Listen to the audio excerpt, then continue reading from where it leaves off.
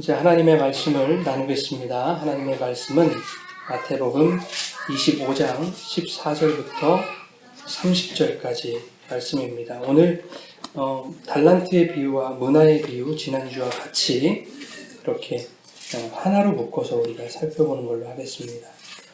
하나님 아버지와 예수 그리스도로부터 오는 은혜와 평강이 이 시간 이 예배 가운데 여러분의 삶 가운데 함께하기를 축원합니다. 오늘 달란트 비유 세 번째 시간으로 말씀의 은혜를 나누겠습니다. 지난주까지 해서 두 번의 설교를 통해서 달란트 비유와 또 문화의 비유를 우리가 정확하게 이해하기 위해서는 세상의 행복 공식 그리고 자본주의라는 렌즈를 벗어버려야 된다. 그 하늘의 행복 공식과 복음이라는 렌즈만을 통해서 성경을 봐야 된다. 이렇게 말씀을 드렸습니다. 사실 달란트 비유, 문화 비유는요. 한 시간에 다 끝낼 수 있는 그런 본문입니다. 근데 제가 3시간을 할애해서 이렇게 말씀을 나누는 것은 이 비유를 자본주의와 세상의 공식으로 해석하도록 성도들의 신앙을 잠식해버린 세상의 논리가 우리의 생각보다 더 강력하기 때문입니다. 그래서 조금 더 여러분 그거 아닙니다라고 강조하고 싶은 마음에 제가 3번을 할애해서 그렇게 말씀을 전하는 겁니다. 여러분 수십 년 묵은 신앙이 하루아침에 바뀌지가 않지요. 어렵습니다. 그래서 저는 계속해서 여러분들에게 반복할 겁니다. 그거 아니라고, 잘못됐다고 계속해서 반복하고 또 반복을 할 거예요. 그러니까 듣기가 싫을 수도 있겠죠. 여러분 때때로는 듣기 싫을 수 있을 것이고 수십 년 동안 해왔던 내 신앙에 문제 있다라고 하니까 때로는 짜증이 날 수도 있을 것 같습니다. 좋은 말 듣기를 원하고 또 긍정적인 말 듣기를 원하는 게 사람의 마음인데 당분간은 조금 자제해야 되겠다는 생각을 계속 하나님이 주십니다. 여러분 예수 잘 믿으면 성공이 임하고 또 대박이 임하는 그런 축복들 우리 다 듣기를 원합니다. 근데 사실 우리가 수십 년 동안 그런 이야기만을 듣고 신앙생활을 해왔습니다. 기존 교회들에서. 그런데 여러분 똑같은 얘기 계속 들었는데 짜증내지 않으셨잖아요. 그렇죠? 네, 근데 유독 예수 얘기만 하면은 짜증을 내시더라고요. 제가 아는 분 중에 어린 나이에 교회 청빙된 분이 계셨어요. 그래서 6개월 동안 예수 복음만 전했는데 쫓겨났습니다. 그 이유가 뭔 줄 아세요? 목사가 다른 얘기는 안 하고 예수 복음만 전한다고 쫓겨났어요. 예수 얘기만 하는 게 싫은 거예요. 다른 얘기도 좀 듣고 싶은 거예요. 그 예수를 믿어서 이 세상에서 내가 어떻게 잘 살 수 있을 것인가에 대한 그런 어떤 처세술을, 방법론을 알고 싶은데 그런 것들 얘기 하나도 안 해주고 또 이렇게 하면 우리들에게 복을 주시겠다라고 하는 그런 어떤 긍정적인 메시지도 우리가 듣고 싶은데 그런 얘기 안 해주고 예수만이 길이라고 얘기하고 예수만이 생명이라고 얘기하고 하니까 짜증이 났던 거예요. 당회에서 내쫓아버렸습니다. 우리 교회는 그런 일 없기를 바랍니다. 내쫓지 마세요, 여러분. 예수 얘기만 할 테니까요. 여러분, 예수님은요, 3년 내내 하나님의 나라에 대해서 가르치셨는데 제자들은 끝까지 그 하나님의 나라를 제대로 이해하지를 못했습니다. 오늘날 성도들의 모습이 그와 같다는 생각을 저는 종종 해봅니다. 문화의 비유에 보면 제자들은 하나님의 나라가 당장에 나타날 줄 알았죠.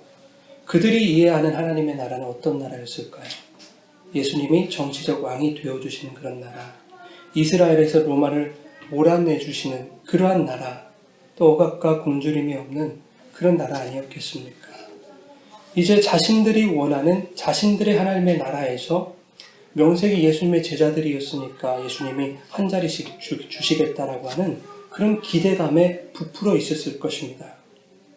이러한 제자들의 기대가 오늘날 성도들의 신앙 속에도 깊이 깔려있지 않나라고 하는 생각이 드는 겁니다. 천국에서 내가 더 상급을 많이 받기 원하는 마음들이 많은 그리스도인들에게 있잖아요. 지난 수요일에 사도행전 1장 말씀 우리가 나눴죠. 예수께서 부활하시고 승천하시기까지 그 마지막 남은 40일 동안에 예수님 뭘 하셨죠, 여러분? 하나님의 나라에 대해서 가르치셨잖아요. 그런데 제자들이 한다는 소리가 뭐예요? 예수님, 이스라엘 회복이 이때입니까? 이렇게 물어보는 거예요. 여전히 자신들이 원하는 하나님 나라를 기대하고 있는 거 아닙니까? 예수님이 죽으실 때는 자신들이 원하는 하나님 나라는 이제 물 건너갔다 포기해야 되겠다고 다 도망가 버렸습니다. 그런데 죽었던 예수가 다시 살아나자 예전의 그 기대들이 다시 되살아나지 않았겠습니까? 죽었다가 다시 살아난 예수님인데, 그렇게 능력 있는 예수인데 우리가 기대했던 그 하나님의 나라, 우리의 하나님의 나라 이루어 주시지 않겠는가? 이 제자들의 모습이요, 오늘 저와 여러분들의 모습일 수도 있겠다라는 생각을 하는 거죠. 오늘날 수많은 그리스도인들의 실상이라고 하는 겁니다. 그러니 오늘 우리가 나누려고 하는 두 비유를 통해서 우리는 성도라고 하면서도 여전히 세상의 논리에 잠식당했던 우리들의 실상에 직면해야 되는 것입니다. 또한 천국은 세상의 논리로 점철되어 있는 세속적 하늘나라가 아니라는 것을 우리가 깨달아야 되는 것입니다. 그뿐만 아니라 내가 지금까지 세상의 공식과 자본주의의 렌즈로 바라보고 기대했던 그러한 세상적 가치들을 쓰레기통에 과감하게 던져버려야 되는 것입니다.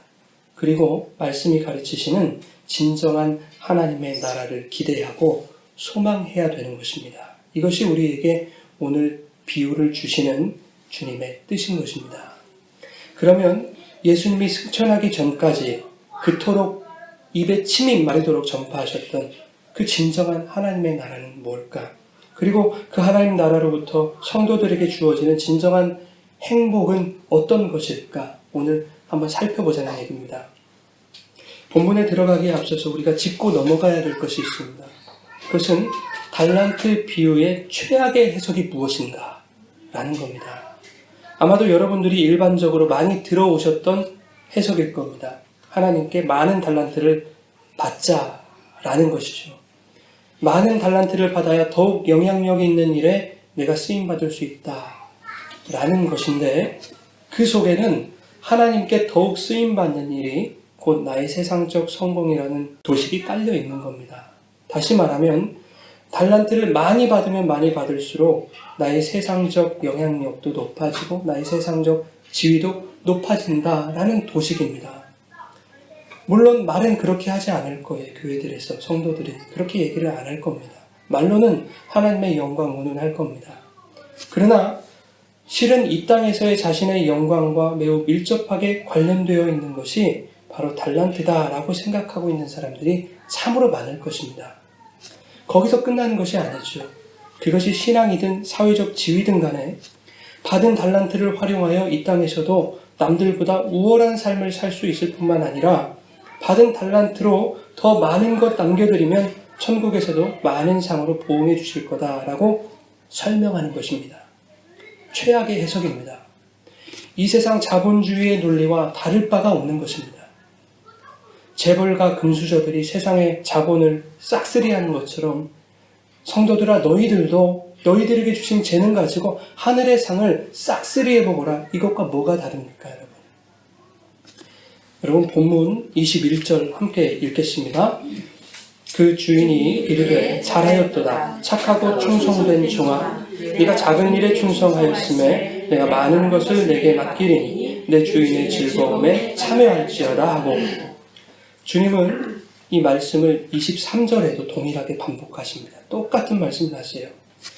5달란트 받아서 5달란트 남긴 자가 있었습니다. 그리고 2달란트 받아서 2달란트 남긴 자가 있었습니다. 예수님이 이 두 종에게 21절과 23절 말씀을 통해서 동일한 메시지를 주고 계시는 거예요. 몇 개를 가지고 몇 개를 남겼느냐에 따라서 더 많이 남긴 자를 더 칭찬하지 않으셨다는 겁니다. 다만 두 종에게 모두 네가 적은 일에 충성하였다라고 동일한 칭찬이 주어지더라 하는 것입니다. 그리고 이 두 종 모두에게 많은 것을 맡기리니 내 주인의 즐거움에 참여할지어다 이렇게 말씀하십니다. 여러분, 깊이 생각해 보십시오. 많은 것을 맡길 테니까 주인의 즐거움을 참여하라. 이것은 많은 것을 맡긴다는 것은 나의 소유가 불어난다는 의미로 말씀하신 것이 아니라는 거죠. 그것은 곧 주인의 즐거움에 참여하는 것이다 라는 의미로 말씀하신 겁니다. 충성된 자가 받는 것은, 즉 성도가 하나님 나라에서 받는 상은 황금 집이나 황금 신발이나 황금 가마 따위가 아니라 주인의 즐거움에 참여하는 그러한 상이라는 것을 주님이 지금 말씀하고 계시는 것입니다. 주인의 즐거움에 참여한다는 건 뭘까요, 여러분? 마태복음 22장 2절 말씀 우리 함께 읽겠습니다. 천국은 마치 자기 아들을 위하여 혼인잔치를 베푼 어떤 임금과 같으니. 천국이 뭐라는 겁니까, 여러분? 혼인잔치를 베푼 어떤 임금과 같다는 거예요. 그러면 천국은 그 임금이라는 뜻입니다. 다시 말해서 주인의 즐거움에 참여한다는 것, 임금의 즐거움에 참여한다는 것은 천국의 즐거움에 참여한다라고 하는 뜻입니다. 그리고 그 천국의 내용은 혼인잔치라는 것이지요. 그러면 그 혼인잔치가 어떤 혼인잔치인가 우리가 살펴봐야 되겠습니다. 요한계시록 19장 7절과 9절입니다. 우리가 즐거워하고 크게 기뻐하며 그에게 영광을 돌리세. 어린 양의 혼인기약이 이르렀고 그의 아내가 자신을 준비하였으므로 천사가 내게 말하기를 기록하라. 어린 양의 혼인잔치에 청함을 받은 자들은 복이 있도다 하고 또 내게 말하되 이것은 하나님의 참되신 말씀이라 하기로. 아멘. 여러분, 성경은 주인의 즐거움이 어떤 임금의 즐거움이고 그것이 바로 천국이다 라고 말하고 있습니다. 그러면서 그 내용이 뭔가 하면 어린 양의 혼인잔치다 이렇게 얘기하죠.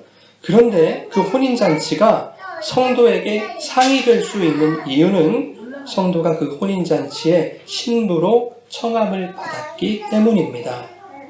그래서 방금 읽은 7절에서 우리가 즐거워하고 크게 기뻐하며 그에게 영광을 돌린다 이렇게 말씀하고 있는 거예요. 천국에서 남들보다 금은보화 더 많이 받고 높은 지위에 올라가서 그것이 기쁘고 즐거운 것이 아니라 도무지 왕의 신부 될 자격이 없는 자들이 왕의 신부의 자격으로 혼례를 올리게 되었으니 그것만큼 기쁘고 즐거운 것이 없더라 하는 겁니다. 방금 읽었던 말씀 9절에 보니까요. 어린 양의 혼인잔치에 청함을 받은 자들은 복이 있도다 이렇게 말씀하시죠. 혼인잔치에 청함을 받은 자들에게 어떠한 다른 복이 주어진다라는 말이 아닙니다. 어린 양의 혼인잔치에 청함을 받았기 때문에 너희들은 복받은 자들이다 라는 뜻이죠. 그러면 여러분 한번 여쭤보겠습니다. 성도들에게 복이 무엇입니까? 여러분들에게 상은 무엇입니까? 여러분들이 원하는 상, 하나님이 여러분들에게 내려주실 상은 무엇입니까? 어린 양의 혼인잔치 신부들로 청함 받은 것이 여러분들의 상이고 복임을 믿으시기 바랍니다. 그런데 문화의 비유를 보면 의문이 생깁니다. 10문화를 남긴 자는 10고을 권세를 받았다고 하고요. 또 5문화를 남긴 자는 5고을 권세를 받았다고 얘기를 해요. 더 많이 남긴 자가 더 많이 받습니다. 문화의 비유에서는. 그러면 이것을 어떻게 설명해야 될까? 고을을 다스리는 권세가 뭘까를 먼저 생각해 봐야 됩니다. 21절에서 오늘 본문이요. 21절에서 충성된 종들에게 많은 것을 맡기겠다 이렇게 말씀하시죠. 여기서 맡기겠다라는 말은 카디스템이라고 하는 단어를 사용합니다. 임명하다, 또 책임을 지우다, 인도하다라는 뜻입니다. 그러면 충성된 자는 어떤 일에 임명이 되는 것이고 어떤 책임을 져야 하는 것인가? 그것을 우리가 알아야 됩니다. 마태복음 24장 45절에서 47절 함께 읽겠습니다. 충성되고 지혜 있는 종이 되어 주인에게 그 집 사람들을 맡아 때를 따라 양식을 나눠줄 자가 누구냐? 주인이 올 때에 그 종이 이렇게 하는 것을 보면 그 종이 복이 있으리로다. 내가 진실로 너희에게 이르노니 주인이 그의 모든 소유를 그에게 맡기리라. 아멘. 지금 충성된 종들에게 맡겨진 일이 무엇인지를 설명해주고 있습니다. 주인의 집에 있는 사람들에게 때를 따라 무엇을 나눠주는 일입니까? 양식을 나눠주는 일입니다. 사람들 위해 군림하거나 내 마음대로 사람들을 부리는 것이 아니라 충성된 종은 많은 사람들을 섬기는 일에 임명이 되는 것이고 그 일을 책임져야 한다라는 것입니다. 그 일을 하는 것이 복이라고 말씀하고 있는 것이고 그러한 자에게 모든 소유를 맡기시겠다라는 얘기입니다. 충성된 종이 받는 권세는 바로 섬기는 권세더라. 이것은 마치 예수님의 모습과 닮아있지 않습니까? 마태복음 20장 28절과 마가복음 10장 45절에 동일한 말씀이 있습니다. 같이 읽겠습니다. 인자가 온 것은 섬김을 받으려 함이 아니라 도리어 섬기려 하고 자기 목숨을 많은 사람의 대속물로 주려 함이니라. 아멘. 왕 되시고 신랑 되신 그 어린 양 예수 그리스도께서 하늘의 모든 영광과 권세를 버리시고 종의 모습으로 이 땅에 내려오셔서 섬김을 받으시기는커녕 죄인들을 섬기시기 위해 스스로 죄인이 되어주셨다 하는 겁니다. 그리고 십자가에 죽어주심으로 성도의 구원을 책임지셨다 하는 겁니다. 하나님이 세상을 이처럼 사랑하사 독생자를 보내신 것은 하나님이 사랑하신 백성들, 그러나 아직 죄인된 백성들에게 때를 따라 영생의 양식을 먹이는 일을 맡기시기 위함이었습니다. 그래서 예수님은 자기 자신이 말씀의 떡으로 오셔서 죄인들에게 하늘의 생명 양식을 먹이셨던 거예요. 앞서서 천국에서 상을 얻는다는 것은 주인의 즐거움에 참여하는 것이다 이렇게 말씀드렸습니다. 천국 어린 양 혼인잔치에 신부로 청함을 받는 것이다. 그것이 상이다. 이렇게 말씀드렸습니다. 쉽게 말하면 성도의 구원이 상인 거죠. 그런데 여기서는 또 한 가지의 다른 개념의 상이 설명되고 있습니다. 어린 양 예수 그리스도의 신부로 청함을 받아서 혼인을 하게 되면 신랑과 신부가 하나가 되지요. 주님과 신부가 하나가 되어 그것을 연합이라고 해요. 온전한 연합. 그 연합의 상태는 마음이 나뉠 수가 없는 상태입니다. 한 마음이 되는 거죠. 남편이 하면 아내도 하는 거예요.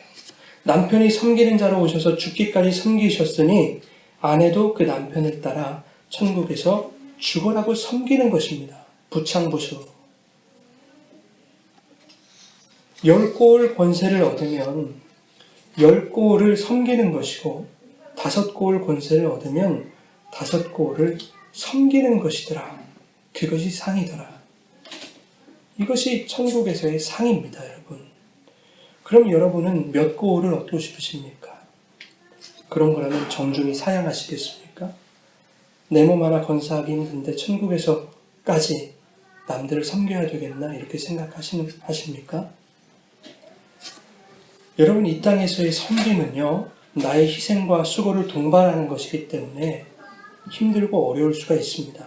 그러나 천국에서도 그와 같을 거라고 생각하면 그 사람은 여전히 세상이라는 렌즈로 하나님의 나라를 바라보고 있는 거예요. 여러분, 그 천국의 섬김에는 우리가 가히 상상할 수도 없는 완전한 기쁨과 만족과 감사와 행복이 있는 것입니다. 저는 여러분이 천국에서 그와 같은 섬김의 상을 얻기를 바랍니다. 천국에서 100고을 아니 1000고을이라도 얻으실 수 있는 여러분 되시기를 축원합니다. 달란트 비유를 잘못 해석하게 되는 원인 중에 하나가 달란트라는 단어를 잘못 이해하고 있기 때문입니다. 헬라어로 탈란톤이라고 하는 말입니다. 이게 달란트인데요. 이 달란트는 여러분 어떻게 들으셨어요? 이 달란트를 목사님들이 어떻게 해석하시던가요? 재능이나 재주나 은사, 보통 그렇게 해석을 합니다. 네. 물론 이 달란트라는 말에서 재능이나 재주를 뜻하는 영어 탤런트가 나오기는 했어요. 근데 중요한 것은요, 예수님 당시에 이 달란트라는 말의 의미는 재능이나 재주라는 의미로 사용되지 않았다는 겁니다. 그 당시에는 화폐나 무게의 단위로 쓰였습니다. 문화도 마찬가지죠. 1문화는 노동자 100일 품삯입니다. 한 달란트는 60문화예요. 그래서 한 달란트는 노동자 6,000일 품삯에 해당하는 돈입니다. 하루 노동자 품삯을 10만 원으로 친다면 한 달란트는 6억 원 정도 됩니다. 근데 오늘 본문 말씀에서는 이 달란트를 어떤 화폐로 지금 사용한 것이 아니라 금으로 사용을 했잖아요. 그러니까 금으로 바꿔서 계산을 해보면 약 20억 정도가 됩니다. 예전에 제가 이런 설교를 들은 적이 있습니다.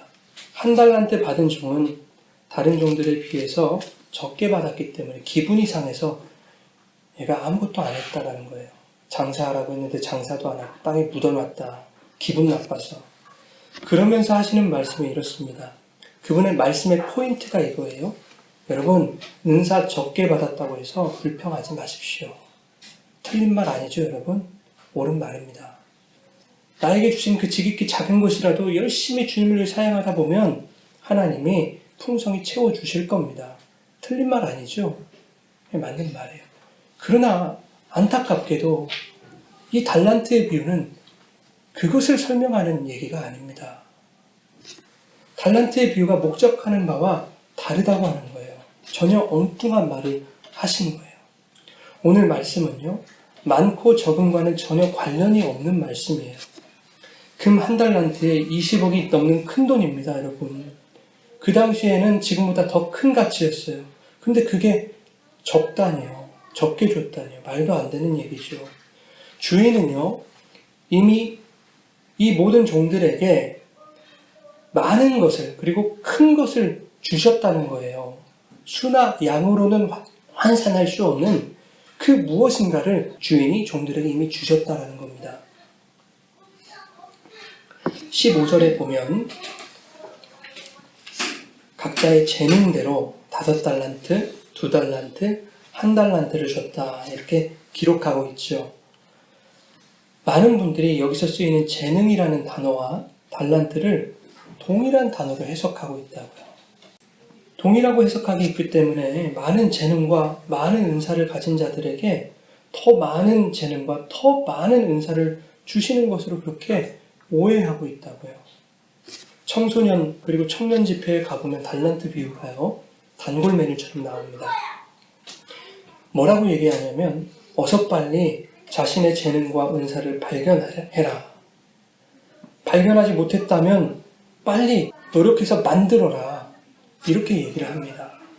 그래야 하나님이 더 많이 부어주시니까 빨리 달란트를 발견하고 개발하고 키우라는 거예요. 하나님을요, 있는 놈은 더 많이 주고 모질이 찌질이는 더 적게 주는 그런 차등과 차별을 행사하는 악한 주인으로 만들고 있더라는 겁니다.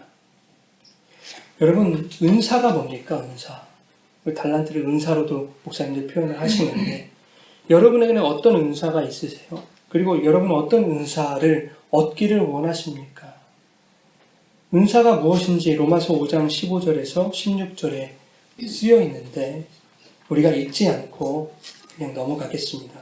은사가 뭐라고 나와 있냐면 그리스도의 은혜로 말미암은 선물이다 이렇게 얘기해요. 죄인들을 의롭게 하시는 것이다 이렇게 말씀이 설명합니다. 이것이 은사라고요, 여러분. 죄의 삭슨 사망이요 하나님의 은사는 그리스도 예수 우리 주 안에 있는 영생이니라 그렇다고요.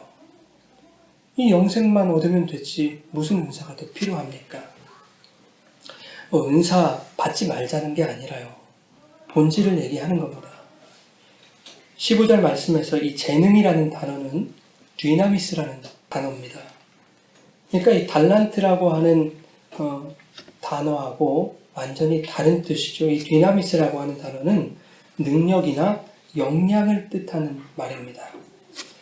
길 떠나는 주인이 종들에게 재능대로 맡겼다라고 하는 것은 그들의 능력과 역량에 부합하는 것을 주셨다라는 뜻입니다. 여러분 한번 예를 한번 들어보죠. 청와대에서 정상회담 동시통역사를 구하고 있다고 한번 가정을 해보죠. 동시통역을 하는 것 자체만으로도 대단한 일인데요. 정상회담 동시통역을 맡는다는 것은 가문의 영광이죠. 그런데 영어 한마디 못하는 사람에게 그 일을 맡겼다고 한번 생각해 보십시오. 그게 그 사람에게 과연 영광일까요, 여러분? 영광이겠죠. 영광 아닙니다. 그것은 재앙 수준입니다, 재앙. 반대로 동시통역의 실력을 가진 사람에게 당신은 유치원에 가서 유치원생들 ABCD 가르치십시오. 이렇게 얘기하면 그것이 그에게 얼마나 수치스러운 일이 되겠냐 하는 겁니다. 역량에 부합하는 것이 맡겨질 때에 그에게 영광스러운 일이 될 것이고 수치가 사라지는 것입니다. 재능대로 5, 2, 1달란트를 나눠줬다고 하는 것은 그 사람들을 A급, B급, C급으로 구분해서 등급별로 차등하여 줬다는 뜻이 아닙니다. 그들에게 가장 잘 어울리는, 가장 부합하는 5과 2과 1를 줬다는 얘기예요. 이 말인즉슨 모두가 동일한 것으로 받았다는 얘기입니다. 똑같은 걸 받은 거예요. 그들에게 가장 영광되고 그들의 수치를 가려줄 그 어떤 것을 받았다. 그러니 문화의 비유에서는 모두 몇 개씩 받습니까? 1달란트씩 받는 거예요. 동일하게. 그러면 그들이 받는 것, 그 받았다는 것, 맡겨줬다는 것이 도대체 뭘까? 우리가 한번 살펴보겠습니다. 오늘 두 비유는 주인이 타국으로 떠나는 것으로부터 시작을 하죠. 왜 이렇게 시작할까요, 여러분? 지난주에 달란트 비유, 문화의 비유가 어디에 위치해 있는가, 그 위치를 한번 살펴봤었죠. 이 비유들 바로 뒤에 예수님의 순환이 시작됩니다. 이제 곧 예수님이 제자들 곁을 떠나셔야 하는 그런 상황이 찾아오게 되는 거예요. 그래서 예수님은 자신의 이야기를 어떤 주인이 타국으로 떠나는 상황으로 설정을 하고 계시는 거예요. 본문 14절 우리 한번 같이 읽을까요? 또 어떤 사람이 타국에 갈 때 그 종들을 불러 자기 소유를 맡김과 같으니, 소유를 맡겼다라고 말씀하죠. 여기서 맡기다라는 단어는 파라디도미라고 하는 단어를 씁니다. 이 단어는 단순히 내 것을 누군가에게 맡기는 그런 단어가 아닙니다. 이 단어가 쓰인 용례들을 쭉 살펴보면요, 하늘의 것들이 나에게 넘겨주어지는 것, 그렇게 사용되고 있어요. 그래서 이 파라디도미는 넘겨주다라는 뜻이거든요. 예를 들면 이런 겁니다. 구하는 자에게 성령을 주시지 않겠느냐. 하나님의 세상을 이처럼 사랑하사 독생자를 주셨으니 도리어 섬기려 하고 자기 목숨을 많은 사람들의 대속물로 주려 함이니라. 내가 저희에게 영생을 주노니 그가 모든 사람을 위하여 자기를 속전으로 주셨으니 그의 성령을 우리에게 주심으로. 이렇게 성령, 영생, 예수님의 목숨, 속전, 이러한 것들을 말씀하고 있다는 거예요. 요한복음 17장 22절 우리 같이 한번 읽어볼까요? 내게 주신 영광을 내가 그들에게 주었사오니 이는 우리가 하나 된 것 같이 그들을 하나가 되게 하려 함이니이다. 아멘. 이 말씀에서는 영광을 줬다 이렇게 말씀하시죠. 내게 주신 영광, 즉 하나님이 예수님께 주신 영광이라는 소유를 예수님도 그들에게 주었다는 겁니다. 영광이 뭘까요? 예수님의 영광. 십자가죠, 십자가. 그 십자가의 영광을 그들에게 주었대요. 여기서 주다라는 단어가 디도미, 오늘 본문에서 맡기다라는 단어와 같은 단어죠. 예수님이 그 영광이라는 소유를 그들에게, 즉 성도들에게 왜 주시는 것입니까? 하나님과 예수님이 하나인 것처럼 주님과 우리도 하나가 되게 하시려고 주셨다. 오늘 말씀에 기록되고 있습니다. 그러면 여러분, 주님이 하나님께 넘겨받은 그 당신의 소유를 누군가에 넘겨주신다는 것, 즉 맡기신다는 것은 너희가 그것을 넘겨받으면 너희는 나와 함께 있는 것이다 라는 뜻이 되겠네요. 너희는 나와 하나가 되는 것이다 라는 뜻이 되는 겁니다. 오늘 비유 속에는 이제 곧 제자들의 곁을 떠나셔야 하는 예수님께서 내가 가시적으로는 너희들과 떨어져 있는 것처럼 보이겠지만 내가 너희에게 가르쳐 넘겨주는 어떠한 것을 통해서 너희에게 맡기는 그것을 통해서 나는 너희들과 늘 함께 할 거야. 임마누엘을 말씀하고 계시는 겁니다. 이제 머지않아 내가 잠시 너희들 곁을 떠나서 하늘 보좌에 있다가 하나님의 나라가 임하게 될 그날에 영원한 왕위를 받아가지고 이 땅을 심판하러 올 텐데, 왕위를 받아올 그날까지 그 주인을 기다려라 하시는 말씀입니다. 왜? 내가 너희와 항상 함께 할 테니까 염려하지 말고 두려워하지 말고 나 예수라는 주인 기다려라 하는 말씀입니다. 세상의 악한 주인들 두려워하지 말고 타협도 하지 말고 힘과 권력이라는 세상 주인들에게 휘둘리지도 말고 주인이 오심을 기다려라. 내가 너희들과 성령으로 함께 할 거야. 이 말씀하고 계시는 겁니다. 예수님이 부활하신 후에 누가복음 마지막에 제자들에게 이렇게 부탁하십니다. 아버지께서 약속하신 것을 너희에게 내가 보낼 텐데 너희는 위로부터 능력이 입혀질 때까지 이 성에 머물러라. 예루살렘에서 기다려라. 이렇게 말씀하고는 누가복음과 사도행전이 연결되죠. 사도행전 1장에 다시 말씀하시는 거예요. 약속하신 것을 기다려라. 너희가 곧 받을 것이다. 라고 말씀하시면서 뭘 주시나요? 성령으로 세례를 받으라. 이렇게 말씀을 하시고는 2장에서 성령이 임하시는 성령 강림 사건이 일어나게 됩니다. 이게 무슨 말씀입니까? 내가 떠나면 가시적으로는 내가 너희들 곁에 없는 것 같지만 성령으로 늘 함께 하겠다. 라는 약속입니다. 하나님의 나라가 뭔지도 몰랐던 자들, 계속해서 하나님의 나라를 오해했던 자들이 사도행전 2장에서 성령이 임하자 그들에게 어떤 일이 일어납니까? 방언이 일어나요. 여기서 방언은요, 샬라샬라 데데데데 그 방언 아닙니다. 여기서 방언은 각기 다른 언어를 하나로 들었다는 얘기입니다. 모두가 다 이해했다는 얘기예요. 한 마음이 되었다. 성령을 통한 연합을 말하는 거예요. 성령이 오시면 모두가 연합되는 겁니다. 그 연합이 일어나자 놀라운 일이 일어납니다. 베드로가 설교를 하기 시작해요. 하나님의 나라를 가르치기 시작합니다. 하나님의 나라를 제대로 깨닫지를 못했던 그 베드로가 성령을 통해 하나님의 나라를 깨닫고 하나님의 나라를 설파합니다. 그러자 3,000명이 회개하고 세례를 받는 놀라운 역사가 일어납니다. 여러분, 이거 베드로가 한 일입니까? 아니죠. 성령이 하신 일이죠. 예수님 따라다녔던 3년 동안 베드로에게 혹은 제자들에게 이러한 일이 일어나지 않았거든요. 성령이 임하자 일어난 사건입니다. 여러분, 오늘날 많은 그리스도인들이 하나님이 주신 재능을 열심히 개발해서 그 재능을 활용하는 그런 나의 능력과 나의 노력을 통해 하나님께 5달란트 혹은 2달란트 그 잉여를 남겨드릴 수 있다. 이렇게 생각해요. 그러니까 우리의 노력과 능력으로 개발해서 하나님께 뭔가를 드릴 수 있다고 생각하더라 그 말입니다. 그러면 천국에서 더 많은 상을 받을 수 있다고 생각하기 때문에 그렇게 노력들을 하는 겁니다. 그러나 지금까지 우리가 살펴본 바로는 주님께서 우리의 재능대로 맡기신다는 것은 성도가 주님과 하나 되고 연합할 수 있는데 가장 부합한 것을 주신다는 거였어요.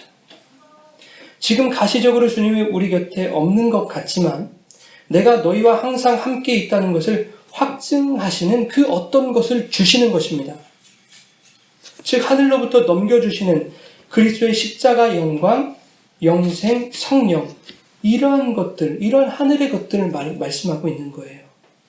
이것을 너희에게 넘겨주겠다, 맡기겠다. 그것으로 너희를 향한 하나님의 사랑을 확증하시겠다는 얘기입니다. 그런데 16절 말씀을 보면요, 그 넘겨받은 것으로 종들이 뭘 합니까, 여러분? 장사를 합니다. 문화의 비유에서는 주인이 그것 가지고 장사해라 시키죠. 명령을 해요. 근데 이 장사는 뭘 말할까요? 어떤 장사를 말할까요? 비단 장사를 말할까요? 뻥튀기 장사를 말할까요? 장사는 여러분 내가 가진 것을 팔아서 이윤을 남기는 게 장사 아닙니까? 그런데 달란트 받은 종들이 무엇을 팔 수 있습니까? 그들이 가지고 있는 건 지금 달란트밖에 없거든요. 그렇죠? 그들이 팔 수 있는 것은 달란트밖에 없는 거예요. 받은 달란트를 팔아서 그것으로 뭔가를 사야 장사를 할 수 있는 거 아닙니까? 즉 종들에게 명하시는 장사는 너희의 소유를 팔아서 무엇인가를 사라 하는 겁니다. 마태복음 14장 45절부터 46절 우리 같이 읽겠습니다. 또 천국은 마치 좋은 진주를 구하는 장사와 같으니 값진 진주 하나를 발견하매 가서 자기의 소유를 다 팔아 그 진주를 사느니라. 아멘. 천국은 장사와 같다라고 얘기합니다. 말씀합니다. 무슨 장사죠? 좋은 진주를 구하는 장사. 좋은 진주 발견하면 자기 소유 다 팔아서 그 진주를 사는 것이 바로 장사다. 근데 그 장사가 천국이다. 그렇게 말씀하세요. 밭에 감추인 보화를 발견한 사람이 자기 소유를 다 팔아서 그 밭을 사는 것과 같은 이치다. 주님이 요청하시는 장사는요, 세상의 장사와 다른 것입니다. 세상의 방법으로 이윤을 창출하는 그러한 장사가 아니더라 하는 것이죠. 세상의 장사법, 세상의 논리가 이 교회들 안에 들어와서 야, 너희들의 재능을 더 많이 한번 펼쳐봐. 더 좋은 재능을 키워서 더 열심히 너희들의 그 멋진 재능을 팔아봐. 그러면 더 많은 것을 주실 거야. 이렇게 세상이 가르치죠. 그런데 그 장사 아니란 얘기입니다. 여러분 24절 말씀에 보면 한 달란트 감춰놓은 종이 주인을 오해해요.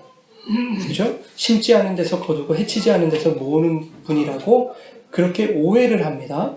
이게 무슨 말이냐면 쉽게 말하면 주인은 불로소득을 좋아하는 분이다 라고 오해했던 거예요. 악한 사람으로 알았다는 거예요.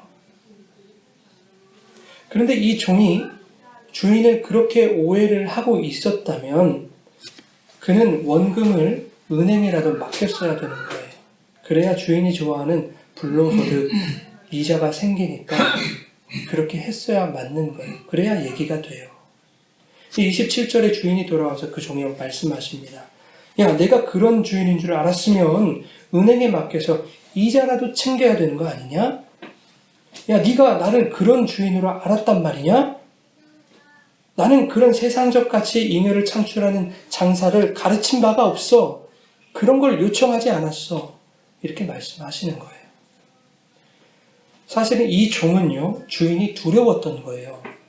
25절을 읽어보니까요, 두려워하여 나가서 당신의 달란트를 땅에 감추어 두었나이다. 두려워서 감춘 거예요. 주님이 두려워서. 이 종은 자기가 원금을 까먹을까봐 두려웠던 거예요. 장사를 하다가 손해가 나면 주인으로부터 책망을 받고 징계를 받을까봐 그것이 두려웠던 것입니다. 그것이 두려워서 장사하라는 말에도 순종하지 않았던 거예요. 이 종이 악하고 게으르고 무익한 종인 것은 뭔가를 남기지 않아서가 아니란 말이죠. 장사를 하지 않았기 때문입니다, 여러분. 순종하지 않았기 때문이에요. 핑계만 대고 있었기 때문입니다. 장사를 해서 그럴 일은 없겠지만 많은 손해를 보더라도 착하고 충성된 종이 되는 겁니다. 주님이 비유를 통해 말씀하시는 장사는요, 손해가 날 수 없는 장사입니다. 장사를 하면 남을 수밖에 없는 그런 장사예요. 왜냐하면 주인이 종들의 재능을 따라 가장 적절하고 부합하게 맡기신 것으로 하는 장사이기 때문에 그래요. 그들의 최대치를 발휘할 수 있도록 주셨기 때문에 반드시 하기만 하면 남는 장사가 될 거예요. 즉, 이 장사는 주인이 나에게 손해가 없고 실패가 없는 것으로 주셨다는 그 주인에 대한 확실한 믿음을 가져야만 할 수 있는 장사였다. 그 믿음 없이는, 그 주인에 대한 믿음 없이는 이 장사는 할 수 없는 것입니다. 믿음이 없으면 아무리 많은 달란트를 가지고 있어도 손해나면 어떡하지? 분명 주인이 그냥 넘어가지 않을 텐데, 나에게 불이익이 있을 텐데, 이렇게 생각하는 거예요. 여러분, 교회 안에서도 주님이 주신 것을 가지고 믿음으로 장사하지 못하고 책망과 불이익이 두려워서 그것 피하려고 울며 겨자 먹기로 신앙생활하는 자들 얼마나 많이 있습니까? 봉사 안 하면 승진 안 될 것 같고, 목사님이 부탁하신 거 거절하면 집에 가다가 사고 날 것 같고, 주님을 이런 악한 주인으로 만들어서 그 악한 주인이 내릴 저주들이 무서워서 그래서 봉사하고 직분 맡고 하고 있다는 거예요. 이것이 바로 한 달란트를 땅속에 감춘 악하고 게으르고 무익한 종의 모습이다 하는 것입니다. 나의 노력과 열심을 통해 무엇인가 보상이 주어질 것으로 기대하거나 결과를 내지 못했을 때 돌아올 책망을 두려워한다면 그것은 주인이 맡겨주신 것이 무엇인지 알지 못하여 넘겨주신 것을 땅속에 묻는 악하고 게으른 종과 같은 것이다 하는 겁니다. 문화의 비유를 보면 왕위를 받고 돌아온 주인이 그 종들이 어떻게 장사했는지를 알고자 하여 그들을 불렀다고 말씀합니다. 주인이 보는 것은 뭘 보는 겁니까? 얼마나 많이 남겼는가를 보는 게 아니다 하는 겁니다. 너희들이 어떻게 장사했는지 내가 보겠다라는 거예요. 믿음으로 장사했는지, 주인이 두려워서 마지못해서 했는지 그거 보시겠다는 겁니다. 교회 안에서 믿음으로 장사한다는 거 여러분 무슨 뜻입니까? 말씀에 순종한다는 것입니다. 말씀을 의지하고 말씀대로 산다는 거예요. 그 말씀이 나를 살리고 그 말씀이 나를 통해 열매를 맺으실 것임을 믿는다는 것입니다. 지금 나의 모습이 부족하고 찌질해 보여도 내 안에 있는 그 말씀이신 예수 그리스도께서 내 안에 있는 성령께서 나를 온전한 교회로 하나님의 백성으로 그리스도의 신부로 지어가실 것이다. 이 믿음을 가지고 당당하고 떳떳하게 은혜의 보좌로 나아오는 것입니다. 이것이 그리스도인들의 장사인 것입니다. 그 장사는 내가 하는 것이 아닌 거예요. 그런데 그 은혜의 보좌 앞으로 나아오는 것도 내가 할 수 있는 장사가 아니란 말입니다. 성도들아, 내가 잠깐 너희를 떠나 있는 것처럼 보이겠지만 내가 너희에게 성령을 보낼 거야. 그 성령을 통해 내가 너희와 항상 함께 할 거야. 임마누엘 할 거야. 그 성령으로 너희를 견인하고 인도하고 너희의 인생을 내가 도울 거야. 그렇게 너희를 통해 나의 장사를 내가 해나갈 거야. 내가 그 장사를 통해 너희에게 영생을 남겨줄 것이고 구원을 허락할 것이고 천국을 선물로 줄 것이고 너희를 그리스도의 신부로 완성시킬 거야. 주님의 장사입니다, 여러분. 16절과 17절에 5달란트 받은 자는 장사해서 5달란트 남기고 2달란트 받은 자는 장사해서 2달란트 남겼다고 말해요.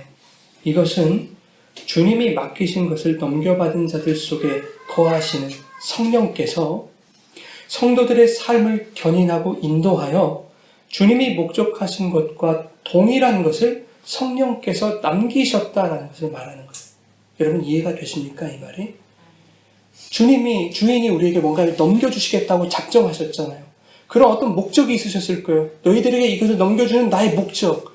그런데 그것을 넘겨주셨어요. 그러면 그 넘겨주실 때 성령이 내 안에 들어오세요. 그러면 그 성령이 주인의 그 목적대로 그것을 남기시더라. 그래서 5달란트를 맡기셨는데 5달란트가 주어졌는데 동일한 5을 남기는 거예요.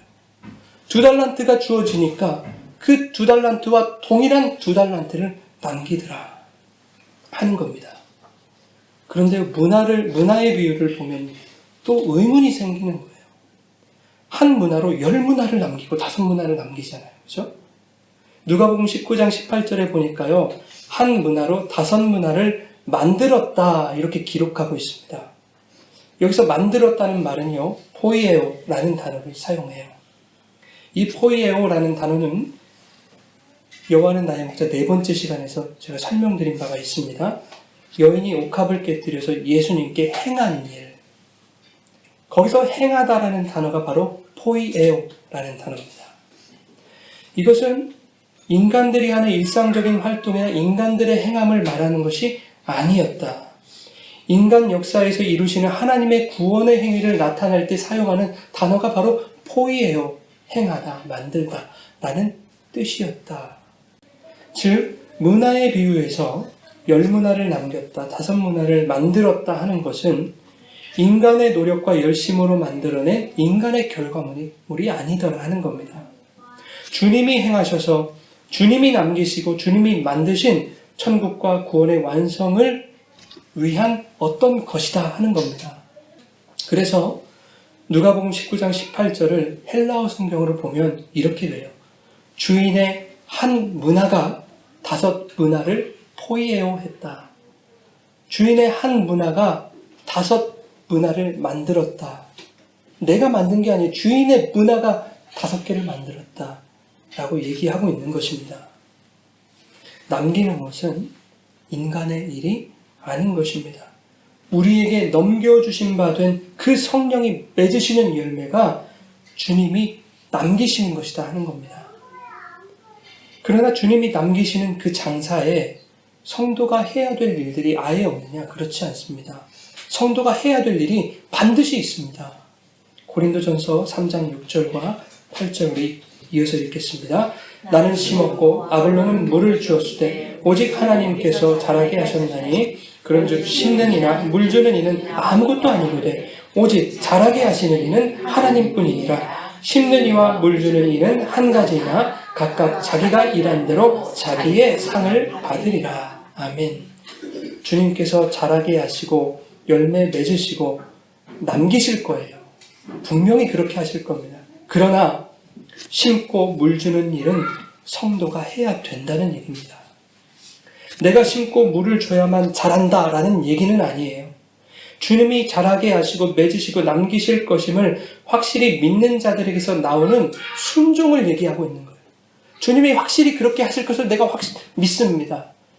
그런 자들은 반드시 그 순종을 하게 되어 있다는 것을 얘기하는 겁니다. 여러분, 주님이 천국과 구원, 영생이라는 잉여를 남기실 것이라고 믿는 자들은 지금 내 처지와 모습이 좀 부족하고 연약해 보일지라도 감사한 마음으로 주님의 말씀에 순종할 수 있는 것입니다. 여러분, 그 순종이 여러분들에게 일어나기를 축원합니다. 여러분, 19절 보니까 주인이 결산하실 날이 온다고 말씀해요. 이 결산 무슨 결산일까요? 지금까지 나눈 말씀들을 생각해 보면 얼마 남기고 또 얼마 손해보고 하는 그런 셈 하자는 얘기는 아닐 거 아닙니까? 그렇죠? 마태복음 18장 23절 우리 같이 읽겠습니다. 그러므로 천국은 그 종들과 결산하려 하던 어떤 임금과 같으니. 천국은 어떤 임금과 같다는 거예요. 근데 어떤 임금인가 봤더니 종들과 결산하려 하던 임금이래요. 천국이 그 종들과 결산하는 임금이라고 한다면 그 임금님이 결산을 좀 후하게 해주셔야 그 종들에게는 천국이 될 거 아닙니까? 그죠? 방금 읽은 마태복음 18장 23절 바로 이전에 무슨 얘기가 있냐면 베드로가 예수님께 예수님, 형제를 몇 번 용서하면 좋겠습니까? 몇 번 용서해야 돼요? 예수님 뭐라고 대답하세요? 7번을 70번까지 용서해야 된다. 77에 49, 490번 용서해라는 얘기가 아니고 끝까지 용서해라. 끝까지 용서해라. 용서할 수 있을 때까지 용서해라. 그 얘기 말씀하시는 거예요. 그리고 나서 방금 읽은 천국은 종들과 결산하는 어떤 임금과 같다라고 하면서 비유를 말씀하시는데 이 비유의 내용은 이렇습니다. 주인에게 1만 달란트를 빚진 자가 있었어요. 돈으로 치자면 6조. 금으로 치자면 2경. 말이 됩니까, 여러분? 2경이나 되는 빚을 졌어요. 이 빚은 절대 갚는다, 못 갚는다. 절대 못 갚는 빚이다라는 것을 설명하는 겁니다. 그런데 주인이 그 종을 불쌍히 여겨 놓아 보내며 빚을 탕감해 주었더라. 이것이 주인의 결산이에요. 확실한 결산. 결산이 이 정도는 돼야 여러분 그 종에게 이것이 천국 아닙니까? 우리 주님이 이런 주님이라고요. 1만 달란트를 탕감해 주시는 주인이 여러분 5달란트 못 남겼다고 2달란트 못 남겼다고 야, 너 악하고 무익한 종이야 라고 말씀하시겠습니까? 1만 달란트를 탕감해 주시는 분이 그렇지 않다는 거죠. 여러분, 주인에게 도대체 몇 달란트를 남겨서 주인의 인정을 받을 수 있습니까? 1만 달란트 이상 남겨야 될 텐데 여러분 그거 가능하시겠어요? 불가능한 얘기죠. 여러분, 이 결산이라는 말이 여러분에게 두려움과 공포로 다가가지 않기를 바랍니다. 이 결산은 은혜의 결산인 거예요. 도무지 나의 힘과 능력으로 해결할 수 없는 그 나의 죄값을 선하신 주인이신 예수 그리스도께서 대신 죽으심으로 지불해 주셔서 하나님의 그 결산대 앞에 우리가 섰을 때 너의 모든 죄값은 예수의 피로 탕감되었다. 그렇게 판결해 주실 겁니다. 그 피값을 우리가 무슨 수로 갚습니까, 여러분? 도저히 갚을 수 없는 그 속량의 은혜, 구속의 은혜, 그것이 천국의 결산일 줄 믿으시기 바랍니다. 우리 모두에게 그 결산이 임하기를 바랍니다. 그 결산이 있는 자는 풍족하게 된다. 29절에 말씀하고 있죠. 있는 자가 풍족하게 된다. 이렇게 말씀해요. 그것은 많이 가진 자가 더 많이 얻는다라는 얘기가 아니겠죠. 그 무엇으로도 갚을 수 없었던 어마어마한 빚을 탕감받은 그 결산이야말로 세상의 행복 공식과 세상의 자본주의 논리로는 채울 수 없었던 진짜 풍족함이다라는 것입니다. 저와 여러분에게 이 하나님의 나라의 결산으로부터 주어지는 참된 풍족, 마르지 않는 행복이 있기를 원합니다. 마지막으로 우리가 생각해야 할 것이 하나 있습니다. 빚을 탕감받는 결산에서 제외되는 자들이 있다는 겁니다. 비단 교회 다니지 않는 자들만 말하는 것이 아니에요. 오늘 비유를 보면은요, 주인의 종들 중에서 악하고 게으른 종이 나왔다라는 것을 여러분 기억하시기 바랍니다. 달란트를 받았어도 바깥 어두운 데로 쫓겨나는 자들이 있더라 하는 겁니다. 그 악하고 무익한 종들은 어떤 자들일까요? 마태복음 24장 48절부터 50절까지 읽겠습니다. 만일 그 악한 종이 마음에 생각하기를 주인이 더디 오리라 하여 동료들을 때리며 술 친구들과 더불어 먹고 마시게 되면 생각하지 않은 날 알지 못하는 시각에 그 종의 주인이 이르러 어미 때리고 외식하는 자가 받는 벌에 처하리니 거기서 슬피 울며 이를 갈리라. 오늘 본문 말씀 마지막하고 똑같죠? 슬피 울며 이를 갈미 있으리라. 주인의 종이라고 하면서도 주인이 오기를 기다리지 않는 자들을 말하는 거예요. 동료들을 때린다는 것이 여러분 꼭 물리적인 폭력만을 말하겠습니까? 말로 상처 주고 수근수근거리고 하는 것까지 다 포함하는 거겠죠. 술 친구들과 더불어 먹고 마신다는 것은 무슨 말입니까? 예수 믿는다고 하면서 세상의 방식대로 살아가는 사람들, 교회에서까지도 세상의 방식을 적용해서 주의 말씀도 세상의 성공주의와 물량주의, 자본주의 논리로 이해하고 싶은 자들, 그런 자들입니다. 그렇게 자기 마음대로 사니 주님 오시는 것이 반갑지 않은 것이죠.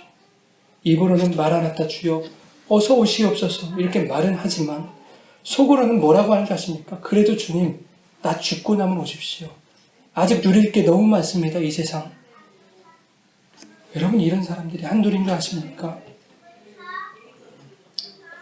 그런데 오늘 뭐라고 말씀하십니까? 이런 악한 자들 슬피 울며 이를 갈게 된다. 주님이 말씀하시잖아요. 여러분 우리 가운데서는 이러한 비극이 없기를 바랍니다.